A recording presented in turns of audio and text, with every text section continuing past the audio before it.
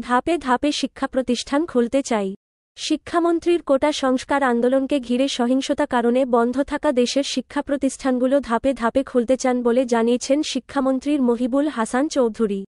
আজ মঙ্গলবার সন্ধ্যায় স্বরাষ্ট্র মন্ত্রণালয়ের সভাকক্ষে ৭ মন্ত্রী, ৪ সচিব ও আইনশৃঙ্খলা রক্ষাকারী বাহিনীর শীর্ষ কর্মকর্তাদের সাথে বৈঠক শেষে সাংবাদিকদের এসব কথা বলেন তিনি।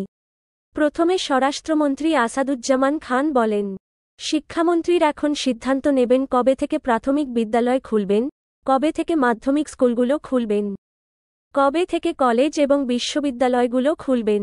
সেগুলো পর্যায়ক্রমে সিদ্ধান্ত তিনি নেবেন। পরে শিক্ষা প্রতিষ্ঠানগুলো খুলে দেওয়ার বিষয়ে শিক্ষামন্ত্রীর বলেন, শিক্ষা প্রতিষ্ঠান খোলার প্রশ্নে আমরা বারবার বলছি, জননিরাপত্তা সর্বাগ্রে। জননিরাপত্তার বিষয়টি বিবেচনায় নিয়ে আমরা সব কর্তৃপক্ষের সঙ্গে আলোচনা করে ধাপে ধাপে অবশ্যই শিক্ষা প্রতিষ্ঠানগুলো খুলতে চাই।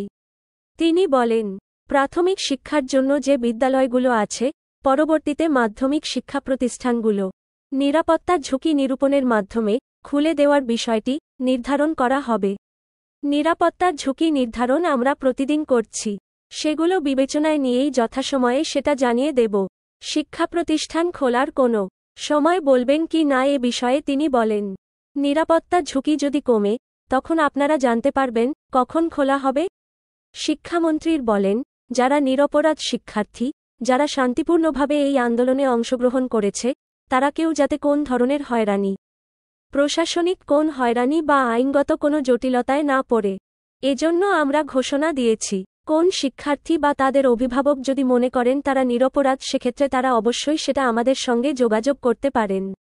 আমরা সরাসরি তাদের সব ধরনের সহযোগিতা দিব। তবে সুনির্দিষ্টভাবে অবশ্যই বলা প্রয়োজন। মন্ত্রী আরও বলেন, এই সভায় পুলিশ মহাপরিদর্শক মহোদয় বলেছেন, শিক্ষার্থীদের বিষয়ে যে সব অভিযোগ আসবে সেগুলোতে তৎক্ষণাৎ ব্যবস্থা নিচ্ছেন তারা।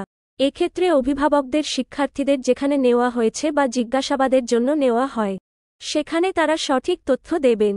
অনলাইনে ক্লাস করার বিষয়ে কিছু ভাবছেন কি না এ বিষয়ে শিক্ষামন্ত্রীর বলেন, ইন্টারনেট যেহেতু সচল হয়েছে, সেটাও আমরা বিবেচনা করছি। ইতিমধ্যে আমরা বিশ্ববিদ্যালয়গুলোর সঙ্গে আলোচনা করছি। এইচএসসি পরীক্ষা কবে থেকে নেওয়া শুরু হবে সেটিও যথাসময়ে জানিয়ে দেওয়া হবে বলেও জানান মহিবুল হাসান চৌধুরী।